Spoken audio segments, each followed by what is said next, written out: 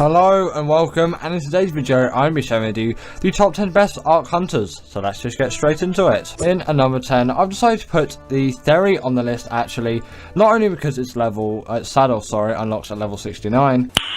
Nice. But simply because this is really great for the old hunting, and it does make sense. It is on the list after all. It's a great gatherer too, but considering it's a herbivore, it really does deserve to be on here as a hunter because it can gather all of those resources up after killing a corpse. If you get something like a trike or a stego out, it's going to have no chance in gathering up all the necessary resources from just the creature that you've just killed. Whereas the Theory can, and obviously that's not just the reason why I put it here. It would be a little bit stupid to do that.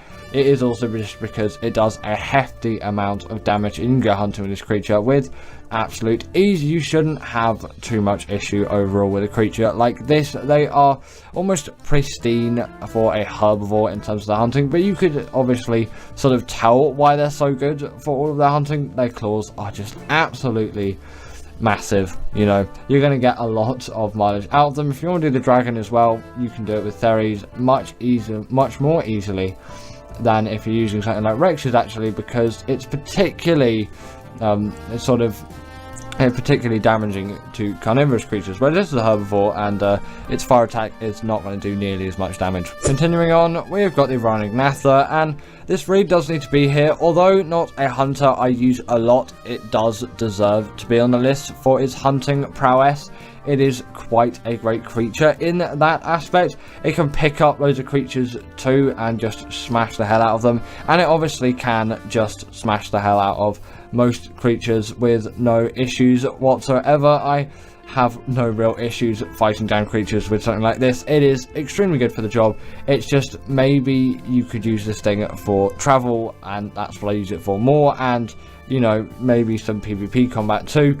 Obviously it's not allowed into boss fights, but I think, you know, the reason why it's slightly further back is maybe the creatures further on the list are sort of slightly better at the hunting part. It's still great, it does tons of damage and you can get a lot done with it, but there's some other creatures out there which I think do a better job, and it is also sometimes a little bit of a marathon to get yourself a Rhino Gnatha. Sometimes maybe not worth it for the hunting side of things. The Theory is a much safer bet in that regard, but I have to put this thing in at least not the number 10 spot because it does definitely deserve something. I'm not hating on the Rhino Gnatha here. I do really love this as a creature, and it has a lot of versatility, and loads of players have really been using this thing to the fullest. But if you saw those resources on screen, sometimes, especially if you want to get 100% effectiveness, it's going to be quite a lot of work for this thing. Continuing on, I've got to put the Crystal Wyvern on because yes, the Wyverns are great combat creatures and great hunters, but the Crystal Wyvern is just such an easy tame. It deserves to be on the list here for me. While the turning cycle isn't the best on these things, you can go out and you can get quite a lot of damage done with a creature like this, especially the Blood Crystal Wyvern. That is my preferred Wyvern of choice. You can just rip creatures to absolute shreds with a Wyvern like that. And again, they're insanely easy to tame compared to the normal Wyvern. They are so minimal effort to tame, you could say. Essentially you need to be level 60. That can be very easily done with a note run, then knock out a Crystal Wyvern. Very easy to do now that you have the net gun and all of that. You can just take one of those with you, net gun one of these things and frank it out, and then boom, like that, take the Primal Crystal from it, and then, you know, you've just got to passive feed the Crystal Wyvern that you want. Make sure you've got enough Primal Crystal as well. Maybe knock out a few Wyverns again with the net gun. It really isn't too difficult, and then you've got yourself one of these things. In my opinion, it's a way nicer method than going down into the Wyvern trenches, and I do vastly prefer it from that. And it's a really great hunting creature for me as it deals a lot of damage, and it's insanely easy to tame. I can get them whenever I want, even if I'm starting out fresh. Again, it really doesn't take me too long, and within my first session I'm already up and running with Crystal Wyverns. In at number 7 we have got the Thyla, and come on, this really does deserve to be here. It's one of those creatures where they're just so mobile. They are really good hunters, and of course they have the bleed ability too, and you know, you really do have to put them on the list there for it. These creatures are just so versatile in the way that they hunt, and they're not too difficult to tame. Again, a simple trap will get you there, or the net launcher if you've got that net gun, whichever thing you want to call it. It's one of those. Again, I don't really mind what you call it. I know what you mean by net gun or net launcher. you know, there's a gun and it launches a net, or yeah, a net launches from a gun. It depends what perspective you want to look at it from. But as you can see there, that raptor just completely demolished like that, no issues whatsoever. Creatures like this are just such a blessing to have in Ark Survival Evolved, and I love that the Thyla is included in Ark. Of course, it's been in the game for a while. It spawns on the island too, which means it's just so accessible for everyone out there. Like, you look on some other maps and, you know, especially if they're not free DLCs, I get a little bit iffy when it comes to lists, although, you know, we have got a paid DLC creature.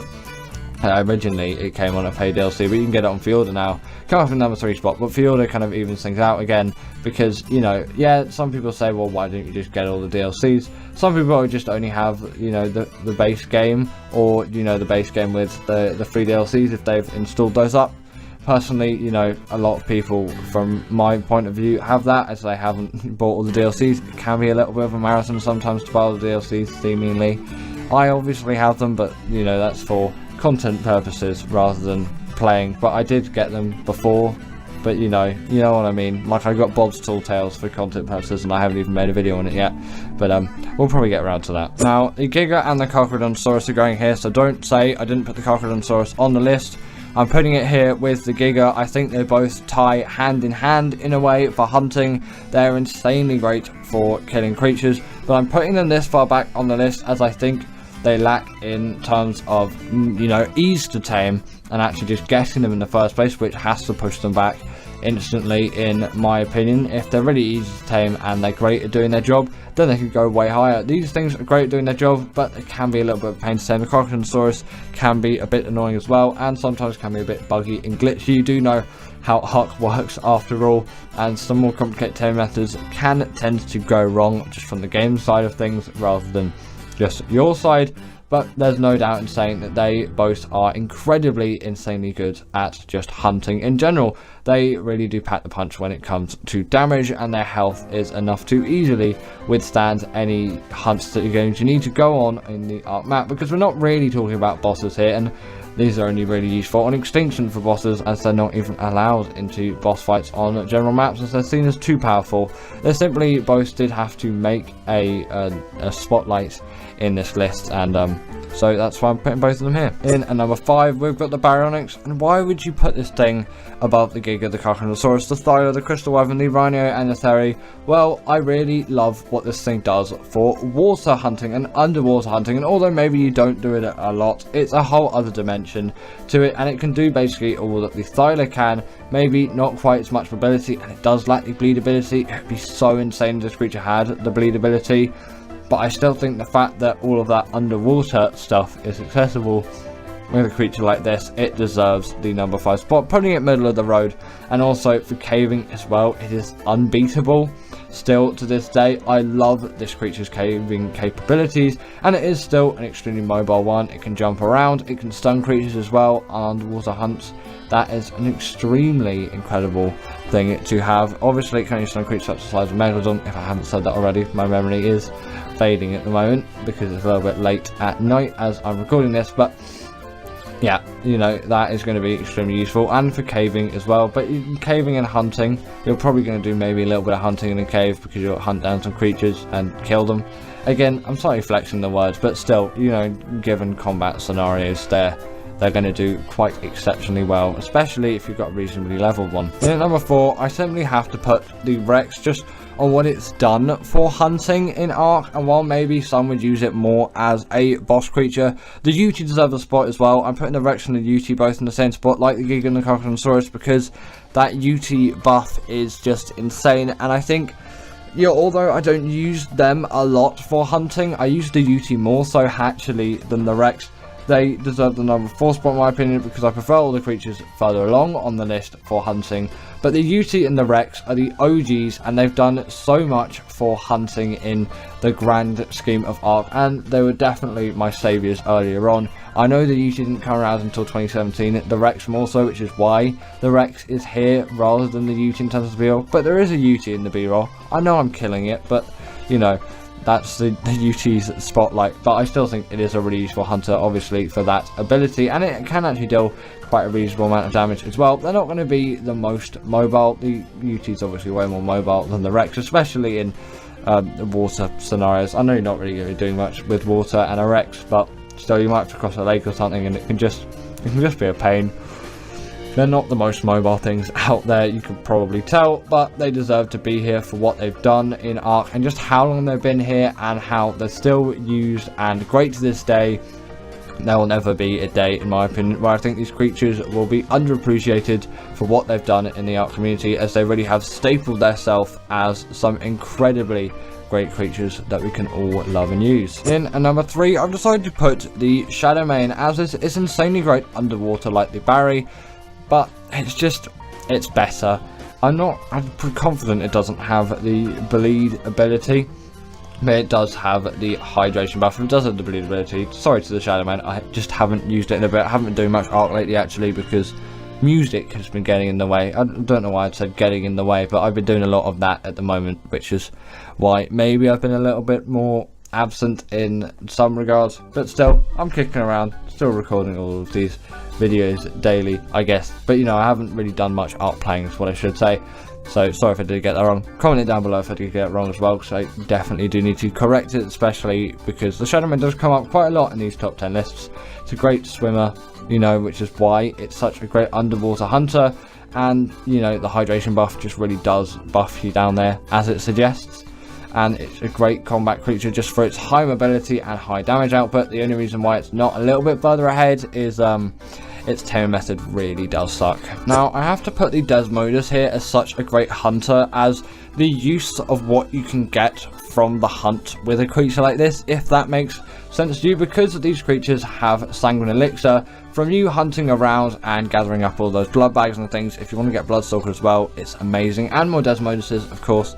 Those blood bags are going to be incredibly useful, but that Sanguine Elixir is so good for tames. 30% of it is done. You just simply have to put it in their inventory and press whatever button it is for you, or it could be a click. That's still a button. What am I talking about? Whatever button it is for you to like do the thing. The consume button, for me it's E because PC player, but actually comment down below, what is your consume button in Ark from you console players to us PC players? And if you are someone who changes the key bindings around, what have you changed it to? Because I do want to know actually, because I find it quite interesting sometimes, especially if you leave your reasonings down. Sometimes you don't really have a reason and you just do it, and you know, it's always a thing with me. I like crouch on X rather than C, but that's just my hand positioning, I guess. They're also just really great gliders as well, the Desmodus. And coming in at number 1, we've got the Deinonychus. Still, for me, in the hunting space, the Dine is unbeaten, being a ridiculously easy tame on Crystal Isle. Simply steal the egg from the Deinonychus nest and raise it as your own. Yes, then obviously you can get a nice high level breeding pair, but you can go for a high level straight away. Even low level ones though will do great, and then you can have yourself an even better version of the Deinonychus. Now when you get some mutations on it further and further, they do become even better creatures, but even a low level one right off the bat is going to do insanely well for your hunting. They have the pack buff, obviously the bleed ability. They're especially great at hunting larger creatures, as you can just absolutely tear them to shreds by gripping onto them. That pack buff is going to vastly improve the amount of damage you're doing though, and with mate boosts on top of it, and obviously that insane bleed ability, it really does make quite a lot of difference in the hunting space. You're going to have a great time. Not to mention that these creatures are insanely versatile when it comes to their movements. They really don't lack, and they take no fall damage too. You obviously don't have to worry about other creatures in your pack. If you do hunt with more than one creature, it will vastly improve your damage output, of course, obviously just having more creatures there, but still maybe there's some diminishing returns with creatures getting stuck all over the place. Sometimes it's just nice to go solo, and then you know, you're just perfectly just with yourself and nothing has been left behind. But you can always use the Awesome Spyglass, not the Awesome Spyglass, Creature Finder Deluxe, to help you out if you know you ever thinking of downloading mods. That is quite a good one. Not sure what it's called on ASA, but on ASC it's called Creature Finder Deluxe. In at number 10 we have the Rock Drake, and in my opinion this creature had to make the list, as it is an absolute cheese on Arboration for defeating Rockwell. And although maybe that's not the biggest percentage of all Ark maps, only being one of the main maps, which I think there are like 6 or 7, but still I think considering how easy that boss is made because of this creature, it deserves to be on the list. And also it's just is a great creature apart from that, but there's not really many other uses on other maps for this creature. You can't really use it for other bosses, and also just transferring from Arboration can be a huge pain anyway, so you always want to be quite careful with that. But considering these creatures being just so great for doing any cheesing of the Rockwell boss on Arboration, I think they just had to make the list. Although yes, more of a rare case, still to me it really does just it deserves to be here. Next up we have the Megatherium, and this creature again has a more specific case, although you can use it for a lot of bosses out there, although its main use is for any boss that has the Broodmother or just the Broodmother included, as sometimes some maps just like to mash together a couple of bosses and then just make that the final boss of the Ark map. And you can kind of say the Overseer sort of does that as well, but you know, that's a little bit of an unworthy case, I would say, because you know there's loads of other bosses you're facing as well at the same time, and you've got the Overseer, really not very useful for that fight, although they can get through the tech cave with relative ease compared to something like a Rex. But the reason why these things are actually just so good at defeating things like the Broodmother is because of a ability which they have, which allows them to deal insane damage to insects, and they can get that by killing an insect. And maybe you might think, well, you just have to kill the Broodmother and then you get the buff. Well, the Broodmother spawns loads of Verania minions, so it's really easy and quick to get that buff. And then if you have a UT buffing it on top of it as well, it really does play a huge part in any kind of given boss scenario. And actually talking about the UT, I didn't put it on this list, and I didn't put the Daedon on it either, but I'm going to give them a quick mention here, as they are pretty much largely essential boss creatures, although maybe not strictly necessary for dealing that damage. They really do increase your chances of winning a fight, and I kind of feel bad for not mentioning them. Next up, we have the Megalosaurus, and this really is a great boss creature, especially for maps like Arboration, again, although it is useful on some other maps too, so it had to be included on this list in my opinion. Like, you look at this creature, it really does pack a punch in the damage department, and they're quite small, so if you want to get through the tech cave, you're not going to have too much of an issue, especially on ASA, because of the Dino implemented features where they can actually go round objects and be somewhat smart compared to just normal Arks, where they'll just take the shortest path, or at least try to, and then probably just end up falling into some lava, and then you won't end up having a particularly good time, and really not going to sit nicely for an experience for you. And you can actually see one of the abilities here. This thing is gripping a Microraptor from its mouth, and it just tears it to shreds, and then once it's dead you can just keep going with your life, I guess, as an Ark creature. But it's kind of nice because Microraptors are actually pests, although you don't really find them in any boss environment. Quite useful for some Dimorphodons on the Dragon boss fight, those. They can quickly snatch those up and kill them, as they are an absolute nuisance as they damage the rider, and they can really decrease the chances of you actually winning that boss fight. So that is an extremely great use of these creatures. If you don't have Theres, I would recommend using the Megalosaurus or the Megalosaurus and some Theres, so you can get those Dimorphodons, very different creatures, taken out while still being able to not have all your creatures die because of the incredibly OP fire buff, which really does hurt any kind of carnivorous creature. Speaking of the Theri, in number 7 we do have the Theri, and I kind of talked about the rationale behind this creature being here, and it is really great for the dragon boss fight, or any boss fight that has the dragon in it, of course, as it's gonna have that fire ability, which is not going to be particularly friendly to any carnivorous creature. But also this thing's channel does unlock at level 69. Now, apart from that absolutely amazing thing coming from the saddle level of this creature, it's also a great gatherer, although that doesn't really make it a particularly great boss creature, but it does gather fiber quite well. So apart from being a really good boss creature, this thing is really good at just general resource gathering, which is another reason to tame it if you're not thinking of doing bosses currently. It doesn't really matter what map you're on. If a Theri spawns there, they are going to be extremely useful, as they do spawn on every map, I'm pretty sure. Like, they're kind of just that common creature that you don't not have on any given map. And although yes, on official their taming does take a little bit of a while considering their size, but it's mainly just because of the food you give them. It's a lot easier to get prime meat than some like vegetables, which you obviously have to grow and you have to do that whole process. You can use kibble, of course, but still generally this is going to take a lot longer than the carnivorous tame, but it still is well worth it, especially if you're thinking of doing the dragon boss fight, or if you just really need a lot of fiber in your life. Next up, we have the Giga, and this thing has to be included here for its insanely great use on Extinction.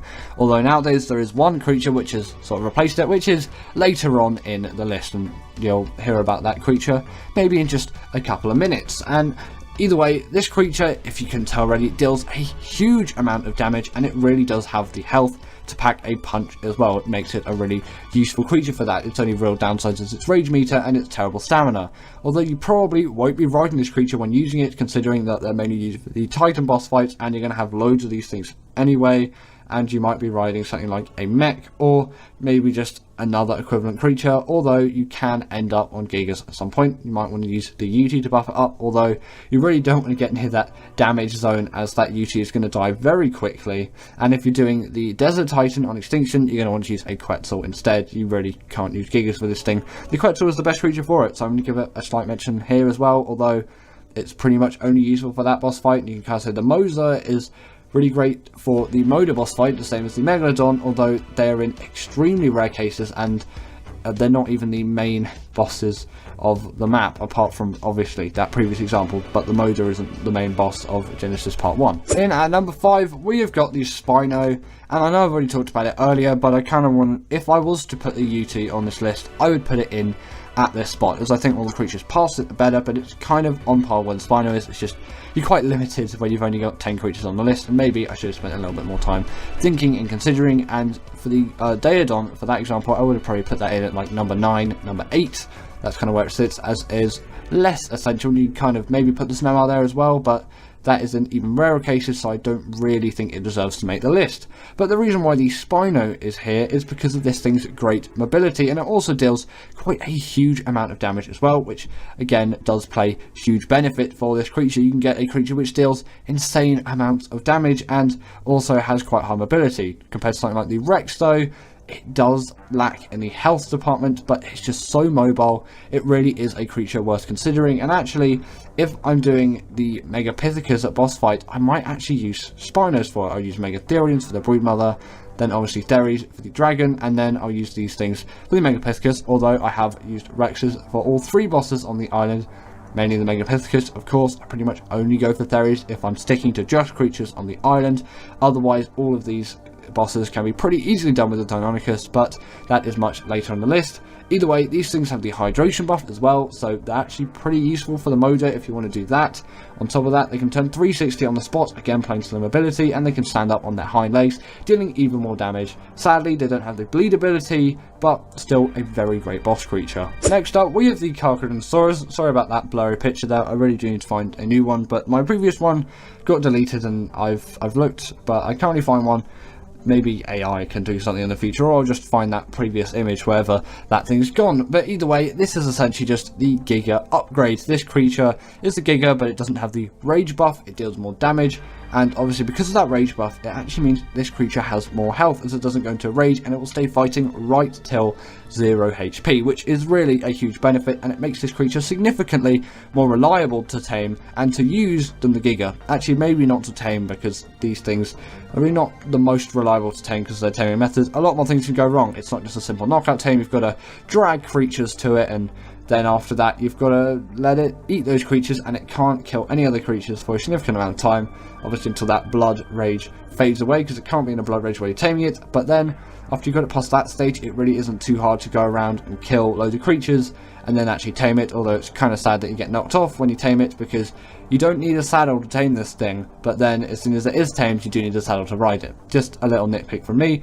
but again, this is going to be a really useful creature for the bosses on Extinction, and that's pretty much it. But it really does play a huge part, and it is a very huge damage dealer, and I had to put it on the list. In at number 3, we have the Rex, and this kind of had to be here, okay? It's such a well-balanced carnivore, in my opinion. It just had to make the list. When you look at this thing, it deals a very hefty amount of damage. It has a very good health stat. Although its mobility isn't the greatest, you don't need that all too much in general combat scenarios, and it really does pack a punch, and it's ridiculously easy to tame, especially on ASA, as you can literally take this thing as a baby by just killing its parents and then just simply pressing a button, and unless you're on official, it will raise pretty quickly, as you can just have a Rex like that, and drops are very commonly found with Rex saddles on ASA because drops are so much more OP on ASA than just general normal Arc, kind of as they should be, and you see that in the later DLC maps of Arc when you go into like Gen 2 and all of that. Drops kind of seem to fix themselves. Don't know why they haven't really done that for the island, but maybe they're just like, it doesn't need the island, it's what it is now. It's just that first map that, although it's been really well designed, it does lack in a few features that the other maps really deliver, and sometimes, you know, there are some features in the new maps you kind of take for granted, although you don't really notice that too much in your Arc playing. It's just a couple of nitpicks. When you go to like Gen 2 and all those newer maps, there's just a few things which just, they work better, not it work better. What is wrong with my grammar today? But yeah, sadly also the Rex doesn't deal the bleed ability, but it can do the raw and knock people off their riders. Again, not really too useful for bosses, but once paired with a UT and get this thing buffed even more, its health will last in any decently long boss fight, especially on Gen 1 actually. It's extremely useful for the Master Controller, and, you know, they deal a quite hefty amount of damage and are really useful for just any kind of general boss fight that isn't one on Extinction. In at number 2, we have got the Shadowmane, and in my opinion, this had to be here. And although its tame method is kind of a little bit annoying and a lot of things can go wrong along the way, once you've tamed a very high level male and female, you can simply breed these things and get that breeding chain going and getting yourself some really nice Shadowmanes, and then you don't have to do too much Shadowmane taming. That's why I don't really recommend going for a low level first time. Just go for the highest level you can find, get a male and a female, and just get them breeding right away, because frankly it isn't really worth it. You can get better stats with breeding creatures, and they are particularly quite a pain to tame. But the thing about these Shadowmane, they have very decent damage, very decent health, and very decent mobility, and also they come at quite a decent size as well. And if you transfer onto the island, the Tech Cave becomes an absolute breeze when using a creature like this, but also just any general boss fight. They're pretty good for the Master Controller, although I've never used them for that. Really, I've seen some other people use it for them though, and they've been really successful with it. The reason why I haven't is they weren't actually out at the time I did the Master Controller, but I have used them for Rockwell on Gen 2 and all of the island bosses, and also all the bosses on Ragnarok, and they work really well. The only real hurdle is getting over that taming method. And finally, in at number 1, we have got the Deinonychus. In my opinion, I just have to put this thing here. The fact that this can deal bleed damage to bosses is an absolute game changer, and any of the bosses where you use Rexes or Megatheriums and Derries, these creatures are going to be extremely useful for all of those. With the bleed ability, those bosses can be very quickly done, and you don't really have to worry about the dragon's breathing attack, as that boss is going to go through so quickly, and even when it's in the air, that health is still going to be draining down. So it really does play a huge part in the Arc boss experience, and compared to the Shadowmane, they are significantly easier to tame. Like, you compare the tame method for the Shadowmane to this thing, they are so much easier to tame, and although they aren't quite as mobile because they can't jump like 10 million feet into the air, they still do have quite a lot of mobility. They don't take full damage, they have the pack buff. Sadly, they lose on the hydration buff, but you know, you're probably not going to be using these things for the Moda, and general boss arenas don't tend to have water in it, so not too useful for boss scenarios, although it can be useful in some cases. Either way, these creatures, in my opinion, are just so good at defeating bosses. Again, I need to say it, that bleed ability really does become an absolute game changer, and just for general use as well, they're really great creatures for just killing anything and traveling the map. So they're really great multi-use creatures as well, but they're mainly used for me in bosses, and I really don't know where I'd be in Arc if I didn't have the Deinonychus here. Actually, probably with the Shadowmane, but in my opinion, this is a far superior creature. So thank you to my wonderful patrons Ekaterina Puchkova, Karina Thorne, Dominic Masajewski, and Ethan Tapia, who have all supported me through Patreon or through YouTube memberships. If you want to join this list, then go join Patreon or YouTube members, but thanks to all of these guys.